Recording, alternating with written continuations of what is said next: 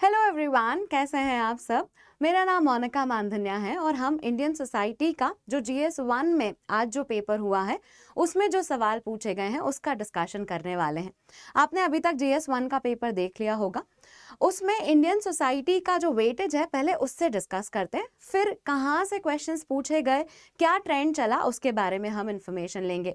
इस सेशन में मैं आपको मॉडल आंसर भी प्रोवाइड करूंगी। कहने का मतलब है कि किस तरह से आप इसका आंसर लिख सकते थे, जो सवाल पूछे गए थे उनका क्या आंसर हो सकता है, उसके बारे में भी हम डिस्कशन करेंगे। अच्छा, एक साधारण सा डिस्क्लेमर कि जब मेंस की बात होती है तो कोई भी एक आंसर सही हो ये ज़रूरी नहीं है। मतलब एक चीज़ को लिखने के मल्टीपल तरीके हो सकते हैं, मल्टीपल व्यू पॉइंट्स भी इंक्लूड हो सकते हैं। तो यहाँ पर बहुत सारे पॉइंट्स हम डिस्कस करेंगे जिससे आपका इंफॉर्मेशन एनरिच होगी। बट आपके हिसाब से अगर आपको और कोई बेटर ऑप्शन लगता है, बेटर स्टेटमेंट आर्ग्यूमेंट लगता है, तो आप वो भी ज़रूर लिख सकते हैं अपने आंसर में। चलो, ट्रेंड की अगर हम बात करें तो इस बार GS1 में इंडियन सोसाइटी से 5 सवाल पूछे गए और आज के सेशन में हम उन 5 क्वेश्चंस का आंसर डिस्कस करेंगे। अगर हम पिछले साल से कंपेयर करें यानी कि 2024 में, तो इंडियन सोसाइटी का वेटेज बहुत ज़्यादा था। मतलब आधा, ऑलमोस्ट आधा पेपर जो है GS1 का वो इंडियन सोसाइटी था। इस साल ये वेटेज पुराने ट्रेंड्स के हिसाब से दिखा, जिसमें 2025 में 5 क्वेश्चंस इंडियन सोसाइटी से पूछे गए। ये नंबर जो है आपको ऐसा लग सकता है कि वेटेज कम हो गया है, लास्ट ईयर के कंपैरिजन में है ये कम, बट जिस हिसाब से हमारा छोटा सा सिलेबस है उसके हिसाब से ये बहुत अच्छे रिटर्न्स देकर जाता है। एक और चीज़, कहाँ से सवाल पूछे गए, तो कुछ पॉपुलर थीम्स हैं जहाँ से सरप्राइजिंगली सवाल नहीं आए। जैसे विमेन को लेकर हमेशा कोई ना कोई क्वेश्चन पूछा जाता है। इनफैक्ट ऐसे में भी विमेन को लेकर कोई ना कोई टॉपिक होता है, बट इस साल UPSC इवेंट अदर वे, तो विमेन को लेकर क्वेश्चन नहीं आए। कुछ प्रिडिक्टेबल थीम्स पे क्वेश्चन आए, जैसे अर्बनाइजेशन, ग्लोबलाइजेशन, तो वो प्रिडिक्टेबल थीम्स थी। पर कुछ ऐसी थीम्स जो बार बार पूछी जा रही थी उनसे ना के बराबर ही क्वेश्चंस आए। जैसे विमेन से क्वेश्चन नहीं आया, कास्ट सिस्टम से क्वेश्चन नहीं आया, मैरिज से क्वेश्चन नहीं आया। तो all in all there are some surprising elements as well. तो 5 क्वेश्चंस हैं जिनका डिस्कशन हम करेंगे। जिन्होंने अभी तक पेपर नहीं देखा है, देख लीजिए, इस तरह का पेपर है। अब इसमें आधा ही पेपर है, क्योंकि वो कौन से 5 क्वेश्चन है जिनका हम डिस्कशन करने वाले वो मैं सेशन के पहले ही आपको क्लियर करना चाहती हूँ। तो हम डिस्कस करेंगे question number 8, question number 10 and question number 18, 19 and 20। ये हमारे डिस्कशन के टॉपिक्स होने वाले हैं। क्वेश्चन नंबर 8 से हम शुरुआत करेंगे और ऐसे करके एक एक करके हम सवाल डिस्कस करेंगे। तो this is the broader theme, ये हमारा एजेंडा है आज का। Hopefully all of this is clear so far. एक इंपॉर्टेंट इन्फॉर्मेशन है जो अनअकैडमी के सब्सक्रिप्शन से रिलेटेड है। फिर हम क्वेश्चन 1 पे जाएंगे। तो इस सब्सक्रिप्शन पे एक डिस्काउंट चल रहा है। ये डिस्काउंट लिमिटेड समय के लिए है, इसीलिए मेक श्योर करें कि अगर आप UPSC की तैयारी में अनअकैडमी से जुड़ना चाहते हैं तो आप इस डिस्काउंट का पूरा लाभ लें। एनरोल करने के लिए आप कोड MM05 का इस्तेमाल कर सकते हैं, जिसमें MM stands for Monika Mandhanya. Discount क्या है, 19,999 के प्राइस में आपको सब्सक्रिप्शन अवेलेबल है, जिसमें 12 महीने का फ्री एक्सटेंशन भी हम आपको प्रोवाइड कर रहे हैं। अगर आप 2 साल के लिए एनरोल करते हैं और आप UPSC प्रीलिम्स क्लियर कर देते हैं तो हम आपको फ्री मेंस रेसिडेंशियल प्रोग्राम भी अवेलेबल कराएंगे इसी सब्सक्रिप्शन पे। तो आप एनरोल करने के लिए कोड MM05 का इस्तेमाल करिएगा। नाउ क्वेश्चन डिस्कस कर लेते हैं हम। हमारा पहला क्वेश्चन है अर्बनाइजेशन से रिलेटेड। क्या एग्जैक्टली क्वेश्चन पूछा गया उसके बारे में बात करते हैं, और आपको कैसे इस चीज़ को अटेम्प्ट करना है वो भी मैं समझा देती हूँ। जैसे ही हम क्वेश्चन पढ़ेंगे हम कीवर्ड्स आइडेंटिफाई करेंगे कि ये क्वेश्चन पूछा किससे जा रहा है, क्या टॉपिक है, क्या थीम है, इस पर डिस्कशन करेंगे।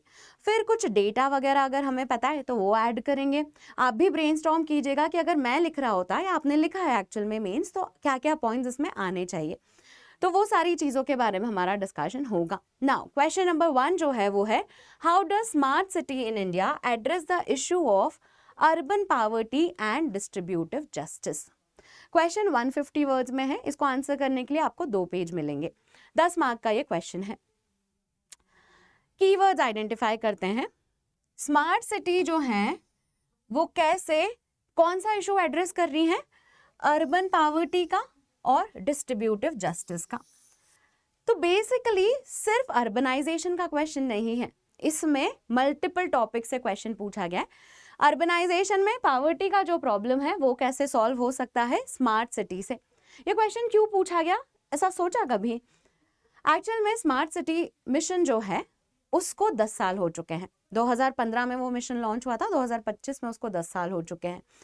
तो ये आप ऐसी चीज़ें भी ध्यान रखा कीजिए कि कौन से मिशन को कितने साल हो चुके हैं, किसको नया फंडिंग अलोकेट हो रही है, तो उससे आपको ब्रॉडर थीम्स आइडेंटिफाई हो जाएंगी। अब आंसर करने की कोशिश करते हैं इस सवाल को। स्मार्ट सिटी जो है उसमें क्या किया जा रहा है, उसमें सिटीज़ को इस तरीके से डेवलप किया जा रहा है कि वो सस्टेनेबल हो। सस्टेनेबल यानी कि हम वो जो ग्रोथ है उसमें इन्वायरमेंट को प्रोटेक्ट भी करें, पोल्यूशन भी कम हो, वैसे वाले चैलेंजेस काउंटर करें। सस्टेनेबल हो, स्मार्ट मतलब कि डिजिटली या टेक्नोलॉजिकली स्मार्ट हो, इंटेलिजेंट, जो आर्टिफिशियल इंटेलिजेंस और दूसरी इमर्जिंग टेक्नोलॉजीज़ हैं उनका इस्तेमाल करके हम सिटी को डेवलप कराएं। एंड हम इंक्लूसिव ग्रोथ चाहते हैं, मतलब ऐसा ना हो कि शहर सिर्फ अमीरों के ही हो जाएं। अब ये जो स्मार्ट सिटी का एजेंडा है उसके चलते बहुत सारे प्लानिंग की गई। जैसे सिटीज़ में ट्रैफिक का प्रॉब्लम रहता है, तो ट्रैफिक का प्रॉब्लम काउंटर करने के लिए अलग तरीके के पब्लिक ट्रांसपोर्ट सिस्टम्स का इन्वॉल्वमेंट किया गया। BRTS हो गया, मेट्रोज हो गया, इस तरह के प्रोजेक्ट्स लेकर आए। साथ ही साथ में बसेस, रिन्यूएबल एनर्जी पे चलने वाली बसेस, इनका भी इस्तेमाल हमने किया। तो ये सब क्या है जिसमें हम स्मार्ट सोल्यूशंस लेकर आ रहे हैं टू एंश्योर सस्टेनेबिलिटी।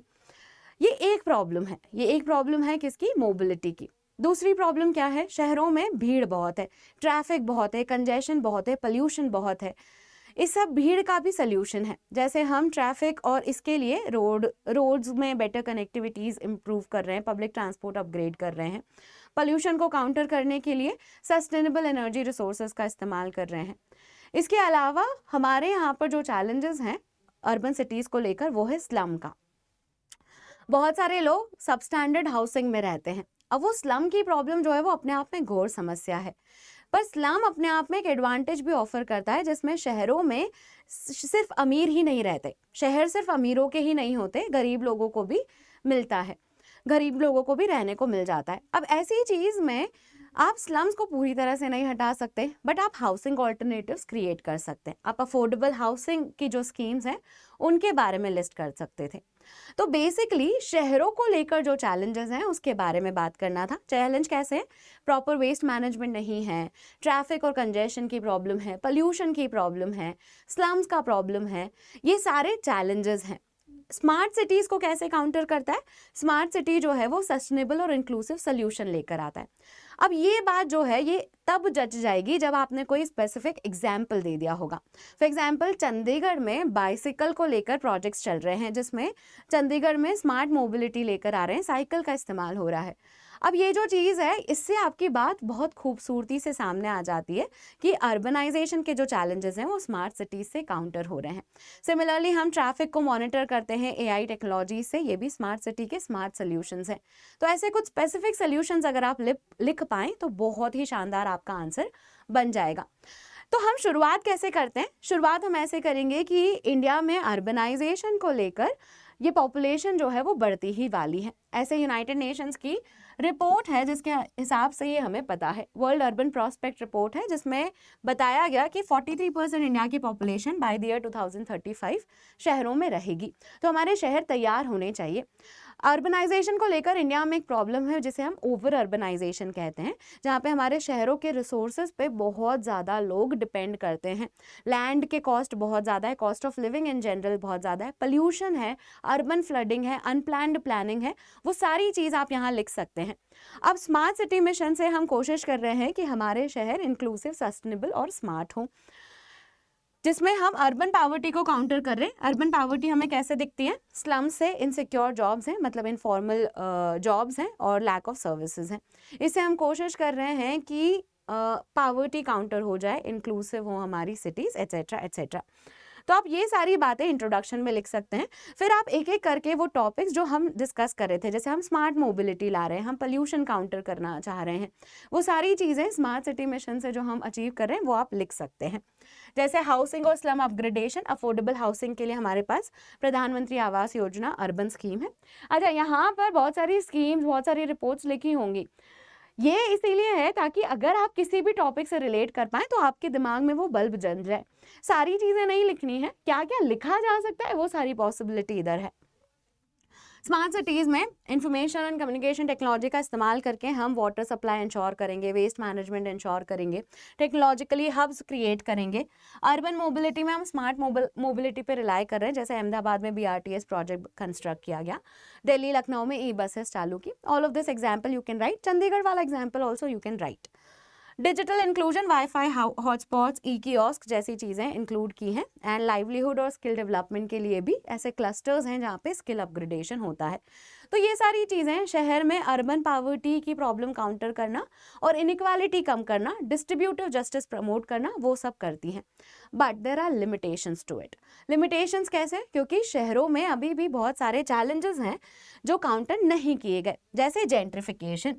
जेंट्रिफिकेशन में क्या होता है? जेंट्रिफिकेशन मतलब एक ऐसा फिनोमिना जिसमें एक एरिया जहाँ पे गरीब लोग रहा करते थे, अब उस एरिया में मिडिल क्लास और हाई क्लास के लोग आके रहने लगे हैं। क्यों ऐसा होता है? कि वो एरिया अगर प्रॉपर्टी में सस्ता है तो स्टूडेंट्स और दूसरे लोग वहाँ अट्रैक्ट होते हैं। धीरे धीरे वो एरिया का माहौल ही बदल जाता है, जैसे वहाँ पे एजुकेशन, हेल्थ केयर सब कुछ मिडिल क्लास या हाई क्लास ओरिएंटेड हो जाती है। अब लोअर क्लास के लिए वो अफोर्ड नहीं हो पाता, तो इसीलिए उन्हें वो जगह छोड़कर जाना पड़ता है। तो ये जेंट्रिफिकेशन का फिनोमेना है, शहरों में ये बहुत हो रहा है। आपके आसपास भी ऐसे इलाके होंगे जहाँ पर आपको देखने को मिल रहा होगा कि लोग अपनी जहाँ पे झुग्गी झोपड़ियाँ बस्तियाँ होती थी वहाँ से लोग अब चले गए हैं और नए मिडिल क्लास के घर वहाँ पर आ चुके हैं। तो दैट इज़ जेंट्रिफिकेशन। ये प्रॉब्लम होता है जिसमें हमें समझ में आता है कि अर्बन पॉवर्टी का वर्स फॉर्म भी डेवलप हो रहा है। इनफैक्ट बहुत सारी ऐसी रिपोर्ट्स हैं जो हाईलाइट करती हैं कि स्लम का एक्सपेंशन हो रहा है। तो वो तो एक काउंटर आर्ग्यूमेंट है। ऑन पेपर तो आपको दिखता है कि सब कुछ अच्छा है, बट स्लम्स एक्सपैंड हो रहे हैं, मतलब गरीबों को अभी भी घर नहीं मिल रहे हैं। सिलेक्टिव फोकस है, कुछ ही शहरों में हो रहा है। डिजिटल डिवाइड देखने को मिलता है, पार्टिसिपेशन गैप्स है। All of this is there, जो कि चैलेंज बताता है कि कैसे स्मार्ट सिटीज़ जो हैं हो सकता है वो इतना इफेक्टिवली काम नहीं कर रही हैं अर्बन पॉवर्टी को हाईलाइट करने के लिए। क्वेश्चन में आपको पूछा गया था कि कैसे वो काउंटर करें, तो आप पहले प्रोज के पॉइंट्स बता दीजिए कि हाँ स्मार्ट सिटी से ऐसी ऐसी चीज़ें ट्रांसफॉर्म हो रही हैं। फिर आप काउंटर पॉइंट्स बता दीजिए कि कुछ चैलेंजेस हैं, एंड कंक्लूजन में हमेशा सॉल्यूशंस बताइए कि ऐसा और बेहतर किया जा सकता है। एक पॉजिटिव नज़रिए के साथ आप कंक्लूड करेंगे। तो क्या बेहतर किया जा सकता है? ऑडिट्स कंडक्ट करने चाहिए, सोशल ऑडिट्स या इक्विटी ऑडिट्स, जिसमें हमें समझ में आए कि जो भी प्रोजेक्ट्स हैं उसका एक्चुअल फ़ायदा उन लोगों को हो रहा है जिनके लिए वो प्रोजेक्ट्स बनाए गए हैं। Smart city mission, Awas Yojana, अमृत स्कीम, इन सबको होलसम तरीके से, मतलब ऐसा है कि मल्टी सेक्टरल, मल्टी डिपार्टमेंटल तरीके से डील किया जाए। This all could be a solution. But एक इम्पॉर्टेंट सल्यूशन जो यहाँ पर आएगा वो होगा रीजनल पैरिटी का सल्यूशन। कहने का मतलब है कि हमारे शहरों में इतनी समस्या इसलिए है क्योंकि शहर कुछ ऐसी अपॉर्चुनिटीज़ ऑफर करते हैं जो दूसरे एरिया नहीं ऑफर कर पा रहे। तो अगर हम बैलेंस्ड डेवलपमेंट करेंगे तो अपने आप ये वाली चीज़ें, ओवर बर्डनिंग ऑफ रिसोर्सेज, वो काउंटर हो जाएगा। पॉल्यूशन, ट्रैफिक, कंजेशन जैसी प्रॉब्लम्स काउंटर हो जाएंगी। तो this could be one solution, जिसमें आप बताएंगे कि हम अगर रीजनल पैरिटी लेकर आएँ, बराबरी से हर रीजन को डेवलप करें, तो वो चीज़ें और बेहतर डिस्ट्रीब्यूटिव जस्टिस डिलीवर कर पाएंगी। बाकी जो एरियाज हैं जिन पे फोकस करना है उसमें स्लम को काउंटर करना है मेनली। तो आपको हाउसिंग अफोर्डेबल बनानी है, अर्बन गवर्नेंस बेटर करना है ताकि लोग स्कीम्स का लाभ ले पाएँ। तो इस तरीके से you should have approached the question. मुझे लगता है कि वो क्वेश्चन डूएबल था, बहुत सारे लोगों ने कर लिया होगा। नाउ अगला क्वेश्चन डिस्कस करते हैं। Do you think that globalization results in only an aggressive consumer culture? Justify your answer. इसमें आपका ओपिनियन पूछा गया है। पहले तो टॉपिक आइडेंटिफाई करो। कीवर्ड है ग्लोबलाइजेशन और एग्रेसिव कंज्यूमर कल्चर। इसमें पूछा है कि क्या ग्लोबलाइजेशन के चलते कंज्यूमरिज्म बढ़ रहा है? क्या आपको लगता है ऐसा हो रहा है? आपका ओपिनियन भी पूछा है। तो पहले तो क्वेश्चन के टोन में ही बात करो कि ग्लोबलाइजेशन के चलते कंज्यूमरिज्म बढ़ता हुआ दिखता है। You can start by defining globalization, जिसमें हमारी इकोनॉमीज बहुत सारी इकोनॉमीज से इंटीग्रेट हो जाती है, इंटरकनेक्ट हो जाती है। अगर आपने मुझसे सोसाइटी पढ़ा है तो you know the 3 I's। Interconnectedness, integration और इंटरडिपेंडेंस, उससे आप ग्लोबलाइजेशन को डिफाइन कर सकते हैं। फिर ग्लोबलाइजेशन में क्या होता है, लोगों का एक्सचेंज होता है, कल्चर का एक्सचेंज होता है। ग्लोबलाइजेशन में गुड्स और सर्विसेज का एक्सचेंज होता है। अब इन गुड्स और सर्विसेज में किसी कंट्री की बहुत बेहतरीन सामान हमारी कंट्री में भी आने लग जाते हैं। जैसे साउथ कोरिया का पूरा जो कॉस्मेटिक इंडस्ट्री है, आप इंडिया में देख सकते हैं, कितने सारे फेशियल्स, कितने सारे कॉस्मेटिक प्रोडक्ट्स आपको दिख जाएंगे। सिमिलरली अगर हम फास्ट फूड की बात करें तो बहुत सारे ऑल्टरनेटिव्स जो हैं फास्ट फूड के हमें ग्लोबलाइजेशन के चलते यहाँ देखने को मिलते हैं। फैशन की बात कर लो तो फैशन के भी बहुत सारे प्रोडक्ट्स यहाँ देखने को मिलते हैं, कपड़े हो गए, पर्स हो गए, all of this is there. तो आप किसी भी चीज़ से हाईलाइट कर सकते हैं कि ग्लोबलाइजेशन के चलते बहुत सारे मार्केट्स, बहुत सारे प्रोडक्ट्स हमारे इंडिया में फ्लडेड हैं। उसके कारण लोग सामान खरीदते भी हैं, वो सामान भी खरीदते हैं जो शायद उन्होंने कभी सोचा नहीं होगा कि उन्हें ज़रूरत है, फिर भी वो खरीद रहे हैं। दैट इज़ कंज्यूमरिज्म, जिसमें हम मटेरियल चीज़ों को बहुत इकट्ठा कर रहे हैं। हमारी जो इनकम है उसमें हम बहुत ज़्यादा खर्चा कर रहे हैं। ईएमआई कल्चर आ गया है जिसमें ईएमआई पे लोग सामान ले रहे हैं। तो ये सब एग्रेसिव कंज्यूमर कल्चर बिहेवियर है। एक तरफ आपने क्वेश्चन के टोन में ये बता दिया, फिर आपको बताना है कि सिर्फ ग्लोबलाइजेशन से ये इतना नहीं हो रहा है। ग्लोबलाइजेशन का बहुत बड़ा इम्पैक्ट है जिसमें आपको एक दूसरे के कल्चर के बारे में पता चलता है। जैसे इंडिया का योगा, इंडिया का आयुर्वेदा दूसरे प्लेटफॉर्म्स पर देखने को मिलता है, कल्चर रिवाइवलिज्म हो रहा है। या फिर आप बात कर सकते हैं कि कैसे एक कंट्री की बेस्ट प्रैक्टिस दूसरी कंट्री में भी आती है। जैसे किसी ने क्लाइमेट चेंज को लेकर एक बेटर सोल्यूशन ऑफर किया है तो दूसरी कंट्रीज भी उसे फॉलो करती हैं। ग्लोबलाइजेशन के चलते हमारी प्रॉब्लम्स जैसे टेररिज्म हम ग्लोबल प्लेटफॉर्म्स पे डिस्कस करते हैं। तो ग्लोबलाइजेशन सिर्फ अग्रेसिव कंज्यूमर बिहेवियर ही नहीं लेकर आता, वो दूसरी चीज़ें, दूसरे सोल्यूशंस भी ऑफर करता है। तो बेसिकली आपको बैलेंस्ड आंसर देना था, पर पहले आपको क्वेश्चन के टोन में ही बताना था कि हाँ कंज्यूमरिज्म बढ़ रहा है। ग्लोबलाइजेशन के डेफिनेशन से you can start. Consumer culture कैसे फ्यूल हो रहा है, जैसे हम मटीरियलिज्म की तरफ, वेस्टर्नाइजेशन में यूज एंड थ्रो मेथड्स पे ज़्यादा जा रहे हैं। लाइफस्टाइल होमोजेनाइजेशन का मतलब है हर कोई एक जैसी ही लाइफस्टाइल जी रहा है। वेस्टर्नाइज हो गए हम, कोई नेटिव कल्चर रहा ही नहीं। ग्लोबलाइजेशन के चलते सारे प्रोडक्ट सब जगह मिल रहे हैं। तो ये आप ये बात कर सकते हैं, बट इसमें आपको अगेन हाईलाइट करना होगा कि ग्लोबलाइजेशन सिर्फ इतना ही ऑफर नहीं करता है। ग्लोबलाइजेशन में यू कैन टॉक कि कैसे मल्टीनेशनल कंपनीज, इंटरनेशनल कंपनीज हमारे यहाँ पर दिखती हैं। OTT platforms, fast fashion, e commerce, ये सारी चीज़ें आप हाईलाइट कर सकते हैं। जैसे मैंने बताया आपको, fast fashion you can talk, EMI culture आप बात कर सकते हैं, राइजिंग मटीरियलिज्म के बारे में आप बात कर सकते हैं। बट इतनी बात नहीं है, आपको बताना है कि ग्लोबलाइजेशन का इम्पैक्ट बियॉन्ड कंज्यूमरिज्म जाता है, जिसमें कल्चरल एक्सचेंज होता है, एक जगह का कल्चर दूसरी जगह ट्रांसफर होता है। आप योगा की बात कर सकते हैं, टर्किश सीरियल्स की बात कर सकते हैं। इकोनॉमिक एम्पावरमेंट होता है, ग्लोबलाइजेशन के चलते नए व्यवसाय, नए ऑक्यूपेशंस आते हैं। नॉलेज एंड टेक ट्रांसफर होता है। ये बड़ा इंटरेस्टिंग पॉइंट है जिसमें हम फेमिनिस्ट मूवमेंट्स की भी बात कर सकते हैं ग्लोबलाइजेशन के चलते, जैसे मी टू मूवमेंट, या फिर इंटरनेशनल प्रॉब्लम्स जैसे क्लाइमेट चेंज, टेररिज्म, इसको लेकर भी अवेयरनेस आती है। LGBTQ rights also you can talk. तो बेसिकली बैलेंस्ड आंसर लिखना है कि ग्लोबलाइजेशन के चलते आपको कुछ फ़ायदे भी हैं, कुछ नुकसान भी हैं। नुकसान में आप कंज्यूमरिज्म की बात कर दीजिए, फ़ायदे में एम्प्लॉयमेंट की बात कर दीजिए, एम्प्लॉयमेंट जनरेशन होता है, सस्टेनेबल प्रैक्टिसेस आती हैं, all of this is there. तो कंक्लूड भी ऐसे ही करना है, globalisation is not about consumerism, it brings opportunity also, have a balanced approach. Also हमारे जो एक्सटर्नल अफेयर्स मिनिस्टर है mister S Jaishankar, he talked about reglobalisation, जिसमें वो बात करते हैं कि लाइक माइंडेड कंट्रीज के साथ ट्रेड करेंगे हम, that is our new era of globalization. You can talk about that also, जिसमें आप रीग्लोबलाइजेशन के बारे में लिख सकते हैं।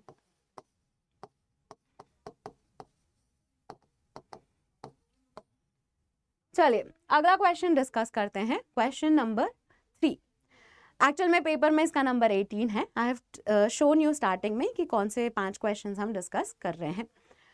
इसमें हमें बताना है, how do you account for the growing fast food industries given that there are increased health concerns in the modern society? Illustrate your answer with the Indian experience. Irony इसमें पॉइंट आउट की है कि fast food industry बढ़ रही है और उसके चलते ही इंडिया में बहुत सारी नए तरह की हेल्थ डिसीजेज और प्रॉब्लम्स देखने को मिलती हैं। कैसी health diseases, problems? Lifestyle diseases जैसे हार्ट अटैक ज़्यादा आते हैं हम लोगों को, ओबेसिटी है, डायबिटीज़ है, किडनी फेलियर है, लिवर फेलियर है, ये सारी प्रॉब्लम्स देखने को मिलती हैं। तो फास्ट फूड इंडस्ट्रीज़ का ग्रो होना और इंडिया में हेल्थ कंसर्न्स का भी बढ़ना, इन दोनों में आपके क्या विचार हैं, ये आपको बताने हैं। अच्छा, हिंदू में एक बहुत इंटरेस्टिंग आर्टिकल आया था लास्ट ईयर, जिसमें CKM सिंड्रोम की बात की थी और वो बताया था कि कैसे मॉडर्न सोसाइटी में ये वाली सिंड्रोम हो रहा है। CKM का मतलब है कार्डियोवास्कुलर किडनी मेटाबॉलिक सिंड्रोम, जिसमें आपको बताना था कि कैसे non communicable diseases, lifestyle diseases, क्योंकि अब हम लॉन्ग सिटिंग आवर्स में बैठे रहते हैं, बहुत टाइम तक हम ऑफिस में ही काम करते रहते हैं एक चेयर पे बैठ के, तो इतनी हेल्दी लाइफस्टाइल नहीं है हमारी। साथ ही हम वर्कआउट नहीं करते, साथ ही हम जो है ओवर ईटिंग और जोमेटो और स्विगी जैसे फास्ट डिलीवरी जायंट्स जो हैं उसके कारण भी हम बहुत ज़्यादा बाहर का खाना खाते हैं। तो इन सब चीज़ों के बारे में आपको बात करनी थी इस क्वेश्चन में। कुछ स्टैटिस्टिक पता हो तो आपकी बात बहुत जच जाएगी। अगर आपको CKM सिंड्रोम के बारे में पता है तो भी आप एक्स्ट्रा पॉइंट ले सकते हैं, extra point as an extra marks. तो फास्ट फूड एक ग्लोबल ट्रेंड है, इंडिया में भी ये फास्ट फूड इंडस्ट्री बहुत इंक्रीज होती हुई दिख रही है और उसकी वजह से ओबेसिटी और दूसरी बीमारियां भी हमें देखने को मिलती हैं। अगर आप कुछ फैक्ट्स लिखना चाहें तो यू कैन टॉक अबाउट कैसे इंडिया का fast food market 10th largest है, 2023 की ये रिपोर्ट है। हमारे यहाँ पे जो फास्ट फूड जॉइंट्स हैं इनका भी नंबर कंसिस्टेंटली बढ़ता हुआ दिख रहा है। सिर्फ ग्लोबल प्लेयर्स नहीं हैं, लोकल प्लेयर्स भी हैं जो हमारी हेल्थ इश्यूज़ को और वर्स करते हैं, जैसे हल्दीराम्स हो गया, वाव मोमोज हो गया, चायोज हो गया, इसके बारे में आप बात कर सकते हैं। You can also talk about कि कैसे पहले जो अर्बन सेंट्रिक फिनोमिना था जिसमें फास्ट फूड सिर्फ बड़े शहरों में मिलते थे, अब Tier 2 Tier 3 सिटीज़ में भी मिलते हैं। इनफैक्ट रूरल एरियाज़ में भी उनके लोकल मॉडिफाइड वर्जन अवेलेबल हैं। ऊपर से आप बात कर सकते हैं कि स्विगी, जोमेटो जैसे delivery platforms fast food delivery करते हैं, जिसके कारण लोग आसानी से कन्वीनियंस के चलते अपनी लाइफस्टाइल में इन्हें इन्वॉल्व किए हुए हैं। इस सब के कारण क्या चैलेंजेस होते हैं, इसके कारण हमें नॉन कम्युनिकेबल डिसीजेस के बर्डन्स देखने को मिलते हैं। ये कुछ स्टैटिस्टिक्स हैं जो आप बता सकते हैं, सारे मत बताइएगा, नहीं तो आप ऐसा लगेगा कि आप बहुत डरते हैं। You do not want to be sound like a phobic person.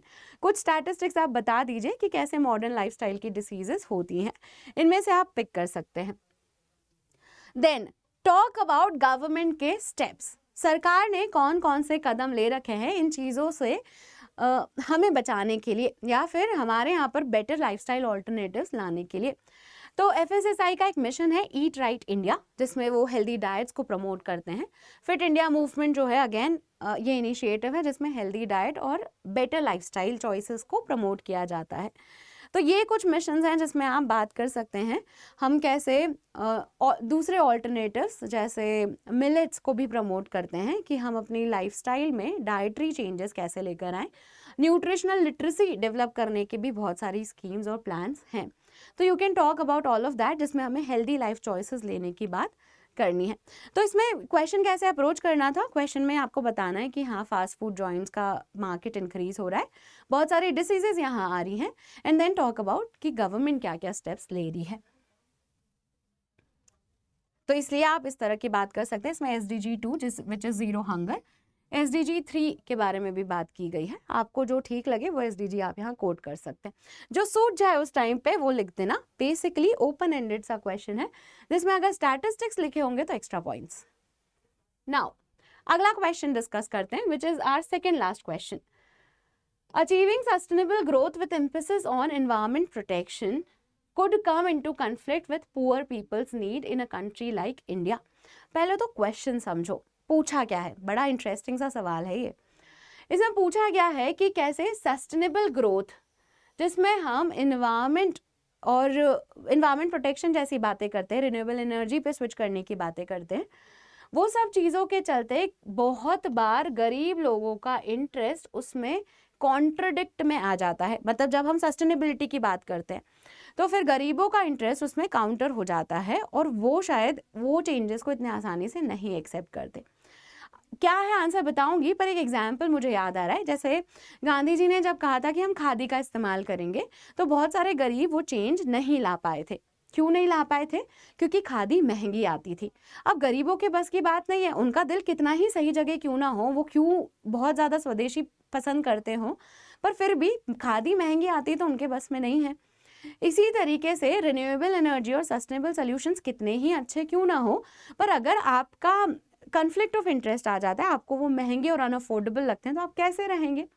यही क्वेश्चन है जिसमें आपको बताना है कि कैसे रिन्यूएबल एनर्जी वाले जो प्रोडक्ट्स हैं वो या सस्टेनेबल प्रोडक्ट्स जो हैं वो महंगे आते हैं। जो इको फ्रेंडली ब्रांड्स हैं, इको फ्रेंडली गणेशा हो गया, दीज आर एक्सपेंसिव। तो हर किसी के बस की बात नहीं है वो सब चीज़ों को अपनी लाइफस्टाइल में एक्सेप्ट करना, स्पेशली पुअर्स के बस की बात नहीं होती है। अगर हम एनवायरनमेंट प्रोटेक्शन की बात करें, जिसमें हम बात करते हैं कि प्रोटेक्टेड फॉरेस्ट बनाना है हमें, या फिर कोई प्रोजेक्ट है जिसको इम्प्लीमेंट करना है, जैसे प्रोजेक्ट चीता है जो कूनो टाइगर रिजर्व में है, कूनो नेशनल पार्क में है। तो वो जो चीज़ है जिसमें हम प्रोटेक्शन की बात करते हैं, तो उसमें बहुत सारे गरीबों का डिस्प्लेसमेंट भी होता है। जैसे प्रोजेक्ट चीता में हमने जब रिलोकेशन किया चीतास का, तो उसमें बहुत सारे लोगों को अपने गांव से जाना पड़ गया।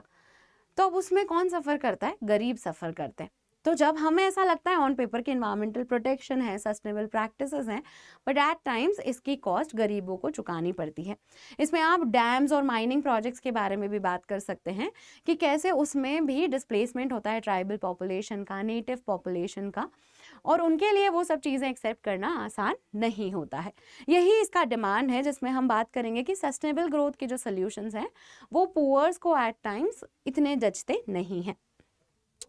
इंडिया में यू कैन स्टार्ट कि इंडिया में बहुत सारी पॉपुलेशन नेचुरल रिसोर्सेज पे डिपेंड करती है।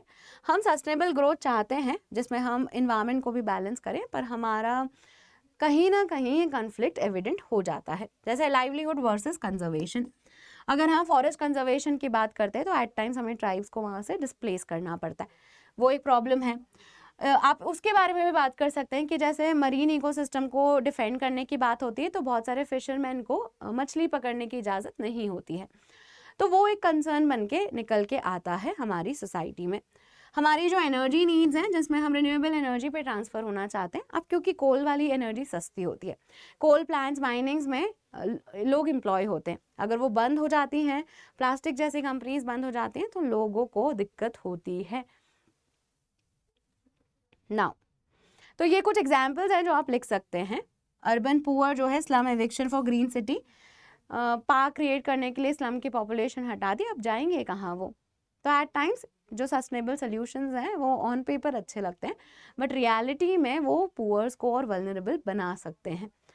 तो ये जो चीज़ है, ये मुझे बहुत ही प्यारा क्वेश्चन लगा ये, कि दिस इज न्यू पर्सपेक्टिव, कुछ नया आप सोच के ब्रेनस्टॉर्म करके लिख कर आए होंगे वहाँ पर। आप एग्जाम्पल्स लिख सकते हैं, जैसे माइनिंग बैन की गोवा छत्तीसगढ़ में, तो उसके कारण जॉब लॉसेस हुए, नर्मदा डैम प्रोजेक्ट में बहुत डिस्प्लेसमेंट हुआ, प्लास्टिक बैन से स्मॉल मैन्युफैक्चरर्स को नुकसान होता है, CRZ रूल्स जो हैं, कोस्टल रेगुलेशन जोन्स जो हैं, उनमें मरीन इकोसिस्टम में फिशरमैन्स के लाइवलीहुड एट टाइम्स थ्रेटन हो जाते हैं।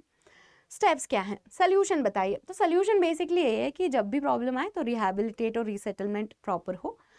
दूसरा सोल्यूशन ये है कि हम फॉरेस्ट में ट्राइब्स के राइट्स भी रिकॉग्नाइज करते हैं फॉरेस्ट राइट्स एक्ट के चलते, तो वो सारी इंक्लूसिव स्कीम्स भी हैं। Government is aware of this debate, जिसमें हम इन्वायरमेंट प्रोटेक्शन और डेवलपमेंट की जो क्लासिक डिबेट है उसको बैलेंस करके चलने की कोशिश कर रहे हैं। Now let's discuss. हाँ, तो जस्ट ट्रांजिशन होना चाहिए, एक्सपैंड ग्रीन जॉब्स होनी चाहिए, बेसिकली इंक्लूसिव एफर्ट्स होने चाहिए, इस सब के बारे में आप बात कर सकते हैं। लास्ट क्वेश्चन डिस्कस करते हैं, which is does tribal development in India centre around 2 axis.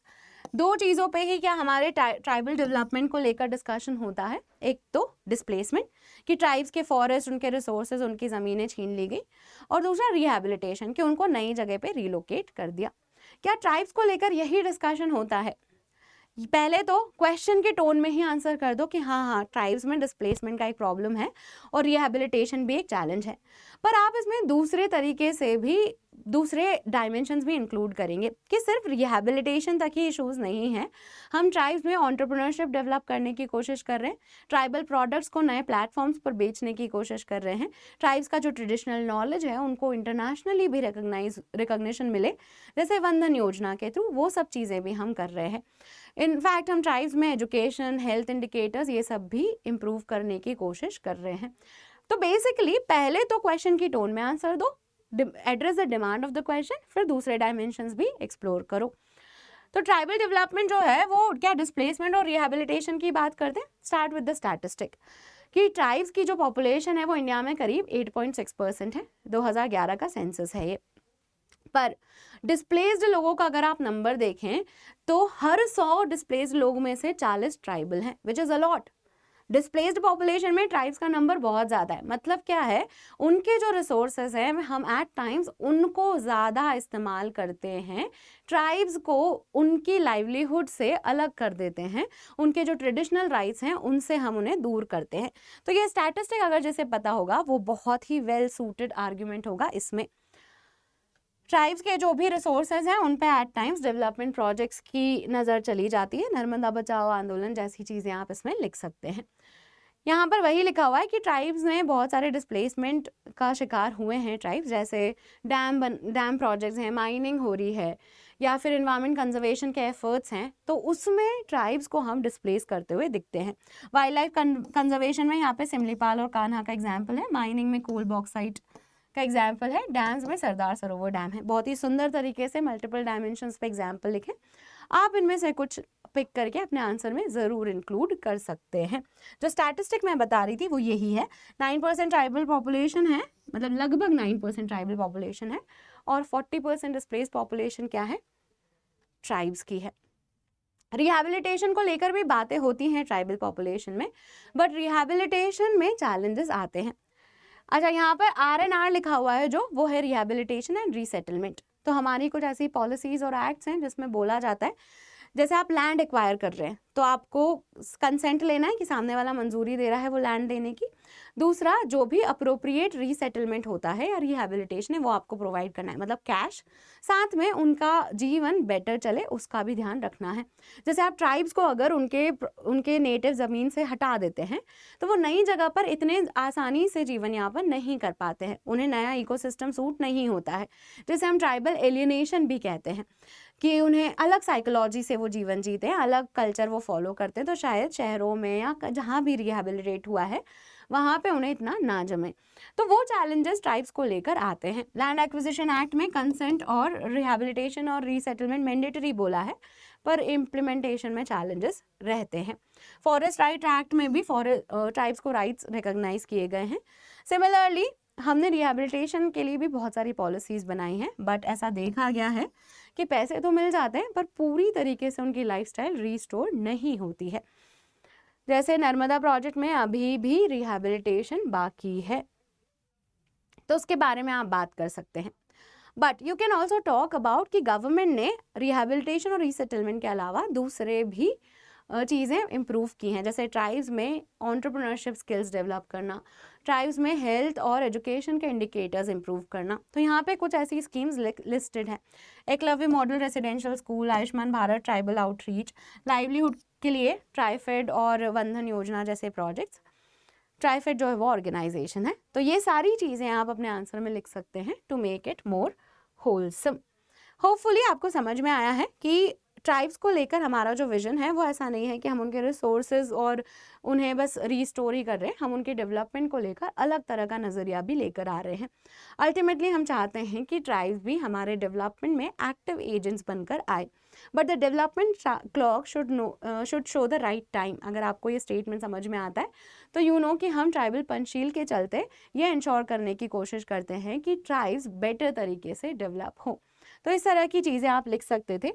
ये 5 क्वेश्चंस हैं जिनका डिस्कशन हमने किया है। होपफुली आपको समझ में आया होगा, होपफुली आपको यहाँ से कुछ सीखने को ही मिला होगा। अगर ऐसा है तो make sure to like the video and thank you for watching.